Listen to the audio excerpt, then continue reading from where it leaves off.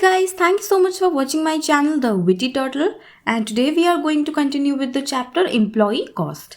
और आज हम लोग पढ़ने वाले हैं What are the methods of wage payment. So जब भी हम लोग पढ़ते हैं regarding the important components of labor cost control, the very first thing that comes to our mind is wage का जो system रहता है वो. तो जब भी हम लोग एक प्रॉपर वेज सिस्टम इस्टेब्लिश करें अपने ऑर्गेनाइजेशन में, then we need to take care of two important aspects. The first one is that you have to provide the guarantee to the workers that they are getting the minimum wage. जितना minimum wage उनको मिलना चाहिए, they are at least getting that much. And दूसरा aspect क्या है? दूसरा है कि जो एफिशिएंट वर्कर्स हैं उन लोगों को सफिशिएंट इंसेंटिव मिलना चाहिए. जो लोग ज़्यादा काम कर रहे हैं, एक एवरेज वर्कर से ज़्यादा काम कर रहे हैं, तो उनको ज़्यादा पैसा भी मिलना चाहिए in terms of what? In terms of incentives. So that क्या होता है ना, जो वर्कर्स ज़्यादा एफिशिएंटली काम करते हैं, ज़्यादा इफेक्टिवली काम करते हैं, ऑर्गेनाइजेशन का प्रोडक्टिविटी बढ़ाते हैं, वो लोग और ज़्यादा मोटिवेट होते हैं बाय सच मॉनेटरी गेन्स. और ये चीज़ भी हमेशा हमें ध्यान में रखना चाहिए कि ऐसा नहीं है कि अगर हम लोग अपने वर्कर्स को हाई वेजेस पे कर रहे हैं, so that means high labour cost भी हम लोग को इनकर करना पड़ेगा. ऐसा नहीं होता है.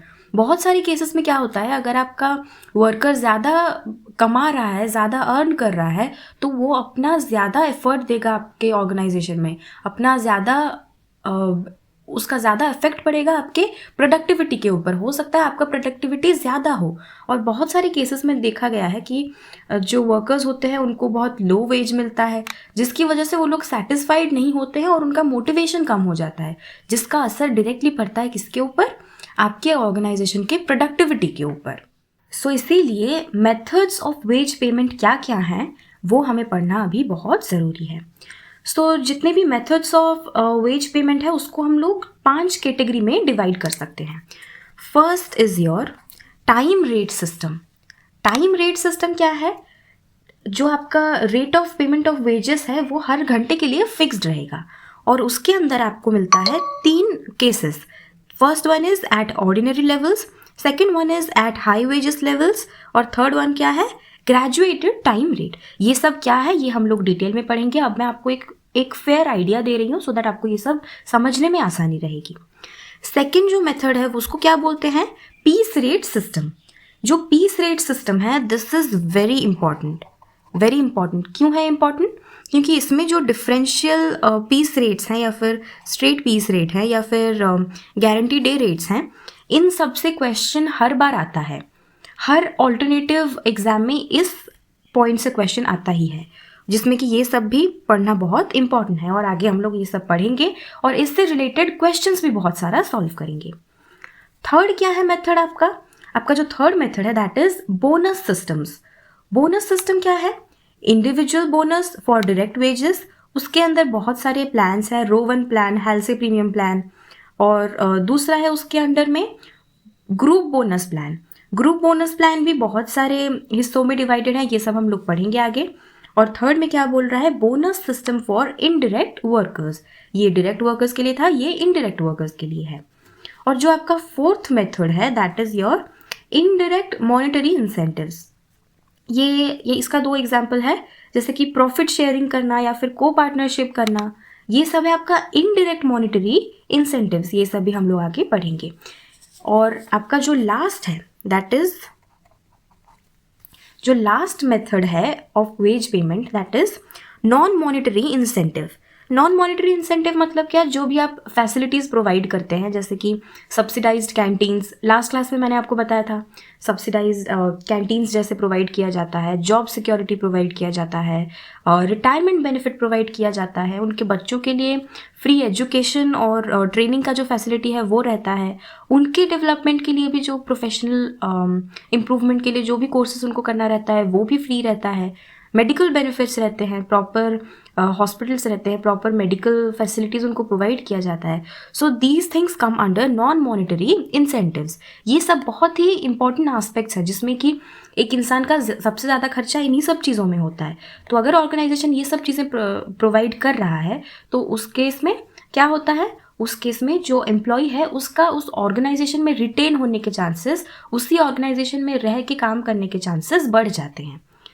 तो आई होप आप लोगों को एक फेयर आइडिया मिल गया है मेथड्स ऑफ वेज पेमेंट के ऊपर। अगर आप लोग ये चार्ट लेना चाहते हैं so you can join my Telegram channel. मैं क्लास अपलोड करते ही ये उसमें डाल दूंगी। टेलीग्राम चैनल का जो लिंक है that is given in the description box. So let's start with the first method. First method क्या है? Time rate method. और जो टाइम रेट मेथड है उसको भी हम लोगों ने 3 हिस्सों में डिवाइड किया है, जिसमें कि जो फर्स्ट पॉइंट है that is time rate at ordinary levels. यहाँ पे क्या बोल रहा है? Rate of wage payment per hour is fixed. मतलब हर घंटे में वो एक पर्टिकुलर लेबर को कितना वेज मिलना चाहिए वो पर आवर जो है वो फिक्स्ड है, right? And the payment that the worker gets that is based on time worked irrespective of the output produced. अगर इस वर्कर ने लेट्स से 6 घंटे काम किए हैं, 6 आवर्स इसने काम किया है, तो अगर इनको 1 घंटे का 3 रुपये मिलता है so they will get 18 rupees for sure. चाहे उनके द्वारा प्रोड्यूस्ड आउटपुट कितना भी हो, चाहे उन्होंने कुछ प्रोड्यूस ना भी किया हो, but still they will get at least 18 rupees, जो कि उनका पर आवर है 3 रुपीज़, वो उनका फिक्स्ड ही रहेगा। नेक्स्ट बोल रहा है इस केस में क्या होता है? Overtime is paid as per the statutory provision. जो भी आपका स्टैट्यूट बोलता है, जो भी आपका स्टैट्यूटरी प्रोविजंस हैं, उसी के ही हिसाब से आपको जो है ओवर टाइम पेमेंट किया जाता है। नेक्स्ट है इसका जो मेन बेनिफिट क्या है, इसका सबसे बड़ा जो एडवांटेज है वो ये है कि जो वर्कर्स हैं उनको इस चीज़ की एश्योरिटी रहती है कि दे will get at least the minimum wage. जितना भी मिनिमम वेज उनको मिलना चाहिए उतना एटलीस्ट उनको मिल रहा है, irrespective of the output produced. फिर चाहे वो लोग जितना भी आउटपुट प्रोड्यूस करें, उनको जितना मिनिमम वेज मिलना चाहिए उतना तो मिलेगा ही। And they can produce qualitative products. यहाँ पर जो सबसे इम्पॉर्टेंट है ये है कि ये जो मेथड है ये उन सारे जगह पर ज़्यादा यूज़ होता है जहाँ पर क्वांटिटी से ज़्यादा क्वालिटी मैटर करता है। क्योंकि अगर वर्कर्स को ज़्यादा टाइम लग रहा है कुछ काम करने के लिए तो it is very likely that they will produce more qualitative product as there is no monetary incentive for producing more output. क्योंकि यहाँ पर उनको ज़्यादा नंबर ऑफ यूनिट्स प्रोड्यूस करने के लिए एक्स्ट्रा पैसे नहीं मिल रहे हैं, so they will work upon the quality of the product that they are producing, right? Next क्या है? Next is your limitations. So ये जो मेथड है इसका लिमिटेशन ये है कि जो एफिशिएंट वर्कर्स होते हैं, राइट, एफिशिएंट वर्कर्स जो होते हैं उन लोगों को कुछ एक्स्ट्रा इंसेंटिव नहीं मिलता है। जितना एक लेट्स से यहाँ पर 2 वर्कर्स हैं, ये जो इंसान है ये 1 घंटे में 6 यूनिट्स प्रोड्यूस करता है और ये जो इंसान है ये 1 घंटे में 4 यूनिट्स प्रोड्यूस करता है। क्वालिटी दोनों का ही सेम है, तो इस केस में क्या है, ये जो लेबर है ये ज़्यादा एफिशिएंट है रादर देन दिस वर्कर, लेकिन यहाँ पर उनका जो एफिशिएंसी है उसको रिकग्निशन नहीं मिलता है। उनको उनके एफिशिएंसी की वजह से कुछ ज़्यादा पेमेंट नहीं मिलता है। इनको जितना मिल रहा है 3 रुपये पर आवर, इनको भी 3 रुपये पर आवर ही मिलता है। सो इस केस में क्या होता है ना, जो एफिशिएंट वर्कर्स हैं ये चांसेस भी होते हैं कि जो इंसान देख रहा है कि मैं 6 प्रोड्यूस कर रहा हूँ, ये 4 प्रोड्यूस कर रहा है, हम दोनों को ही सेम पैसा मिल रहा है, तो देयर आर मोर चांसेस कि ये जो एफिशिएंट वर्कर है he might turn into an inefficient worker. ये भी सोचेगा मैं भी 4 ही प्रोड्यूस करता हूँ, मैं क्यों अपना एक्स्ट्रा एफर्ट दूँ यहाँ पर। तो इसके भी यहाँ पर बहुत जो हैं वो चांसेस होते हैं ये। So efficient worker might turn into an inefficient worker, right? अब आता है कि ये जो मेथड है ये कहाँ कहाँ पर यूज़ होता है। फर्स्ट है उन सारे केसेस में, उन सारे ऑर्गेनाइजेशंस में जहाँ पर हाई स्किल एंड क्वालिटी ज़्यादा ज़रूरी है, जहाँ पर ये मैटर नहीं करता है कि हम लोग लाखों पीस बना रहे हैं, वहाँ पर ये मैटर करता है कि हम लोग 1000 पीस बनाएं लेकिन उसमें हम लोगों का जो स्किल है वो यूटिलाइज हो और जो प्रोडक्ट हो वो क्वालिटेटिव हो, वो उसका क्वालिटी जो है वो अच्छा होना चाहिए। वैसे केसेस में ये जो मेथड है ये फॉलो किया जाता है। और कहाँ पर बोल रहा है, जहाँ पर जो आउटपुट या फिर सर्विस है that can not be measured, जहाँ पर आउटपुट को मेजर नहीं किया जा सकता है, that is known as your ordinary levels. Ordinary level method. और क्या बोल रहा है, जहाँ पर कंटिन्यूअस सुपरविजन पॉसिबल नहीं है या फिर जहाँ पर बार बार सुपरवाइज करने की ज़रूरत नहीं है, that is known as your ordinary level time rate method. ये सब मेथड, ये जो मेथड है ये इन सारी जगहों पर यूज़ किया जाता है। राइट, आप लोग को आई होप समझ में आ गया है। नेक्स्ट देखते हैं टाइम रेट मेथड का ही जो सेकंड मेथड है वो क्या बोल रहा है। सेकंड मेथड बोल रहा है time rate at high wage levels.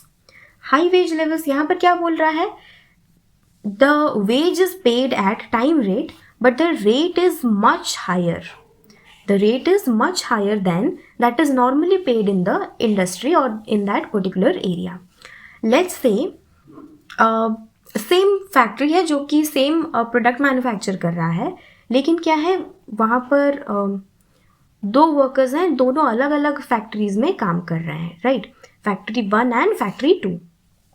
इनको जो है पर आवर 3 रुपये मिल रहा है और इनको जो है पर आवर 6 रुपये मिल रहा है। सो ये जो ऑर्गेनाइजेशन है ये क्या फॉलो कर रहा है, high wage level method follow कर रहा है।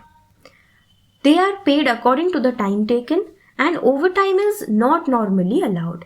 इन सारे केसेस में क्या है, इनको भी पर आवर के हिसाब से ही मिलता है, लेकिन इन केसेस में ओवर टाइम अलाउड नहीं होता है, right, over time generally allowed नहीं होता है क्योंकि इनको ऑलरेडी ज़्यादा पैसा मिल रहा है। और इसके बेनिफिट्स क्या क्या है, they provide strong incentive to the workers, जिसकी वजह से क्या है, जो एफिशिएंट वर्कर्स यहाँ पर थे और इनको ज़्यादा पैसा नहीं मिल रहा था और इन लोगों को अपने काबिलियत पे शक होने लगता था, they might migrate to these organisations. Strong incentive अगर मिल रहा है वर्कर्स को, सो ये जो स्ट्रॉन्ग इंसेंटिव है this will attract the talented workers और you can say the more efficient workers, जिनको वहाँ पर ज़्यादा पेमेंट नहीं मिल रहा था, they might get satisfied here. और नेक्स्ट क्या बोल रहा है कि हमें किस चीज़ का सबसे ज़्यादा ध्यान रखना चाहिए यहाँ पर, कि इस केस में हमें ये ध्यान रखना है कि जो प्रोडक्टिविटी है, प्रोडक्टिविटी शुड ऑल्सो इंक्रीज। ऐसा नहीं है कि प्रोडक्टिविटी इंक्रीज नहीं करना चाहिए, प्रोडक्टिविटी भी इंक्रीज करना चाहिए। आई होप ये चीज़ आपको समझ में आ गया। Next is your time rate method at graduated time rate. Graduated time rate क्या बोल रहा है, it is paid at time rate which varies according to personal qualities of the worker. Personal qualities of the worker मतलब दो workers हैं, लेकिन यहाँ पर जो क्वालिटीज़ है, जो गुण है इस वर्कर के ज़्यादा अच्छे हैं as compare to this worker. तो इस केस में क्या है, दोनों का जो टाइम रेट है वो वेरी करेगा। लेट्स से इनको घंटे में 3 रुपये मिल रहा है तो he will get 5 rupees per hour, right. The rate also changes with the official cost of living index. Okay, जो official cost of living index होता है वैसे उसी के साथ भी इनका जो रेट है वो चेंज होता रहता है। Let's say official cost of living index बोल रहा है थोड़ा और बढ़ेगा तो इनका हो जाएगा 4 रुपये और इनका हो जाएगा 6 रुपये, राइट। एंड ये जो मेथड है ना, this is very suitable for both employer and employees, right. Employer और एम्प्लॉयज़ दोनों के लिए ही ये जो मेथड है this is highly suitable. Next जो मेथड हम लोग पढ़ रहे हैं that is peace rate method. मैंने चार्ट में आपको बताया था, पहला जो हम लोग का था टाइम रेट मेथड, उसके 3 हिस्से थे, हम लोगों ने पढ़ लिए। Next is our piece rate method. तो ये जो मेथड है this is also called as payment by results. So as the name suggest, this means क्या है, जितना ज़्यादा आउटपुट आएगा उतना ही ज़्यादा जो उनका वेज है वो बढ़ता जाएगा। The workers are paid as per the production achieved by them. Higher the output he can earn higher wages। फिर क्या बोल रहा है, इस मेथड में जो वर्कर्स हैं they receive a flat rate of wages either for time worked और फॉर यूनिट्स मैन्युफैक्चर्ड। तो यहाँ पर जो वर्कर्स हैं उनको एक फ्लैट रेट ऑफ वेज मिलता है। किस पे बेस्ड, या तो वो कितने घंटे काम कर रहे हैं या फिर उन्होंने कितना यूनिट्स प्रोड्यूस्ड किया, उसके हिसाब से एक फ्लैट रेट में उनको जो है वेजेस मिलता है। तो अभी हम लोग देखेंगे इसके कुछ कुछ एडवांटेजेस और कुछ कुछ डिसएडवांटेजेस। एडवांटेजेस में जो फर्स्ट है वो क्या बोल रहा है, क्योंकि जो वर्कर्स हैं उनको on the basis of number of units they have produced उस पे मिलता है वेजेस उनका, तो there is a tendency on their part two increase their production so that वो लोग ज़्यादा वेज अर्न कर पाएँ। तो इससे क्या होता है, ओवरऑल जो ऑर्गेनाइजेशन है उसका प्रोडक्टिविटी बढ़ता है। फिर नेक्स्ट पॉइंट क्या है, नेक्स्ट उनका जो है कि द इंक्रीज्ड प्रोडक्शन दस achieved results in the reduction of overhead expenses per unit. देखो जैसे जो टोटल ओवरहेड होता है ना वो ऑल्दो बढ़ता है, लेकिन उसके साथ साथ उनका जो प्रोडक्टिविटी है वो भी बढ़ता है, नंबर ऑफ यूनिट्स प्रोड्यूस्ड वो भी बढ़ता है। तो जिसकी वजह से क्या है, जो ओवरहेड एक्सपेंस पर यूनिट, एक यूनिट के लिए हम कितना ओवरहेड खर्चा कर रहे हैं वो धीरे धीरे घटता जाता है, right. The increase in overheads will be relatively small as compared to the increase in turnover. तो जितना भी उनका ओवरहेड में इंक्रीज होता है, लेट्स से उनका 1 लाख खर्चा होता था, अब उनका 1,10,000 खर्चा होता है, लेकिन जो उनका प्रोडक्टिविटी होता है, उनका जो प्रोडक्टिविटी वो लोग पहले 50,000 यूनिट्स करते थे, अब वो लोग 1 लाख यूनिट्स कर रहे हैं, तो ऑब्वियसली उनका जो टर्नओवर है वो तो बहुत ज़्यादा रेट में चेंज हो रहा है, right. So this is an advantage for the organisation and as well as for the workers. फिर क्या बोल रहा है, the wages being paid on the basis of production. तो देखो यहाँ पर क्या है, उनको किस बेसिस पे पेमेंट मिलता है, वो लोगों ने कितना यूनिट्स प्रोड्यूस किया उस बेसिस में मिलता है। सो जो मैनेजमेंट है उनको ये पहले से ही पता होता है कि लेबर कॉस्ट पर यूनिट कितना है या पर जॉब उनका लेबर कॉस्ट कितना आ रहा है, क्योंकि उसी बेसिस पे ही उनको वेजेस मिलता है, तो उन्हें एक्स्ट्रा कैलकुलेट करने की ज़रूरत नहीं पड़ती है। नेक्स्ट पॉइंट में बोल रहा है कि जो वर्कर्स हैं उनको उनके एफिशिएंसी का पैसा मिलता है, they get rewarded for their efficiency only. तो इसीलिए जो इनएफिशिएंट वर्कर्स हैं उनको ज़्यादा नहीं मिलता है और जो एफिशिएंट वर्कर्स हैं उनको ज़्यादा मिलता है। जो टाइम रेट मेथड में हम लोगों ने क्या देखा था ऑर्डिनरी लेवल में, कि जो वर्कर्स हैं, जो लोग एफिशिएंटली काम करते हैं उनको भी उतना मिलता है जितना इनएफिशिएंट वर्कर्स को मिलता है, लेकिन here that is not the case. यहाँ पर जो जितना एफिशिएंटली काम करता है उनको उनके एफिशिएंसी के हिसाब से ही पेमेंट जो है वो मिलता है। फिर बोल रहा है the workers are very careful in handling their tools and machinery, right. जो भी टूल्स एंड मशीनरी वो लोग यूज़ करते हैं मैन्युफैक्चरिंग के लिए, they will have to be very careful while handling those tools and machineries, because उनका जो एक्स्ट्रा अर्निंग है वो इन्हीं पर ही तो डिपेंडेंट है। अगर टूल्स एंड मशीनरी ख़राब हो जाएंगे तो उससे उनके एफिशिएंसी पे, उनके प्रोडक्टिविटी पे असर पड़ेगा, जिसकी वजह से उनका जो वेजेस है वो कम होने के चांसेस हैं। इसीलिए वो लोग इन सारी चीज़ों के साथ जो हैंडलिंग है वो बहुत मेंटेन करते हैं, बहुत केयरफुली करते हैं। नेक्स्ट है this method is very simple to operate, right. Obviously आपको अगर आउटपुट के साथ उनको पे करना है, नंबर ऑफ यूनिट्स प्रोड्यूस्ड के हिसाब से उनको पे करना है, तो ये मेथड तो ऑटोमेटिकली सिंपल ही हो गया। ये गया एडवांटेजेस।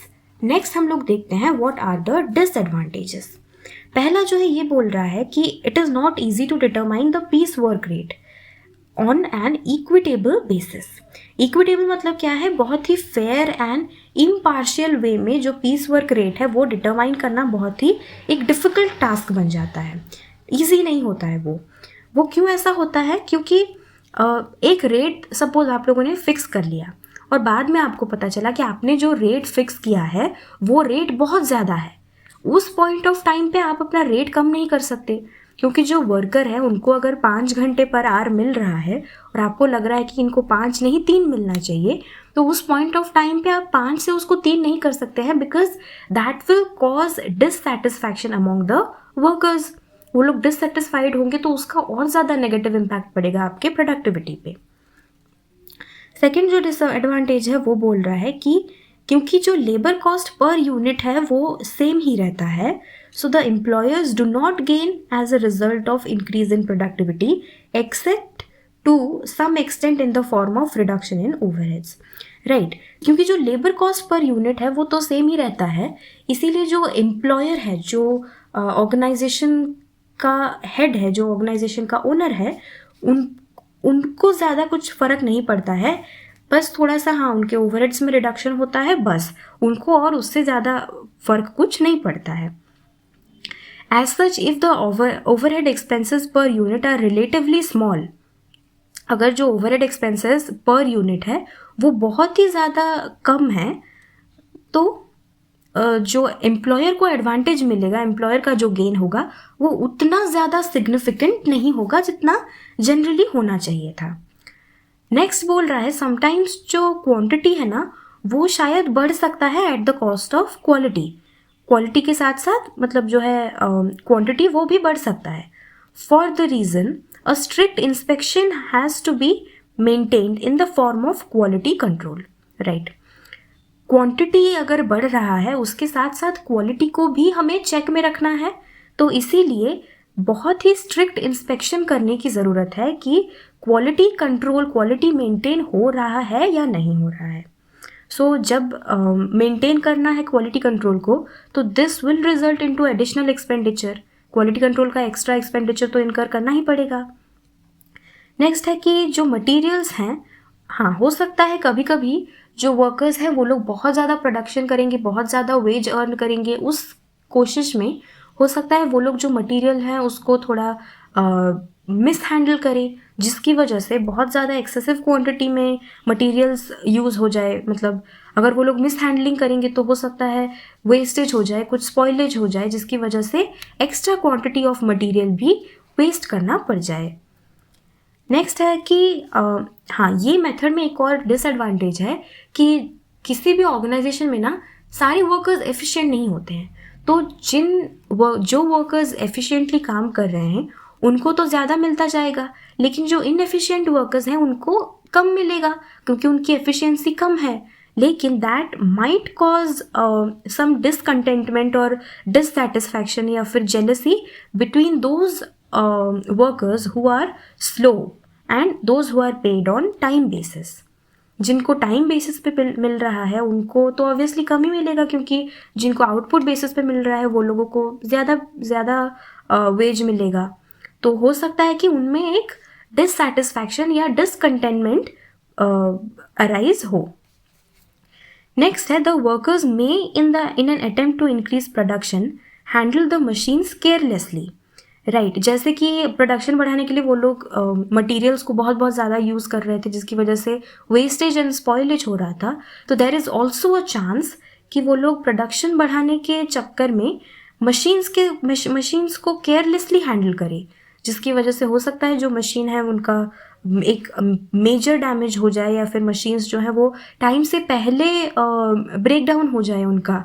तो इसीलिए बहुत ही बैलेंस के साथ जो भी मेथड हम लोग अपने ऑर्गेनाइजेशन में इम्प्लीमेंट कर रहे हैं, जो भी वेज पेमेंट मेथड, वो बहुत ही बैलेंस के साथ हमें मेंटेन करने की ज़रूरत है। इस मेथड के कुछ वेरिएशंस हैं और लेट मी टेल यू, ये जो मेथड है this is one of the most important methods from the view point of your exams. तो इसीलिए हम लोग इससे रिलेटेड क्वेश्चंस भी करेंगे। पहले इस मेथड के कुछ वेरिएशंस हैं वो हम लोग पढ़ लेते हैं। सो इस मेथड का जो फर्स्ट वेरिएशन है that is straight piece rate.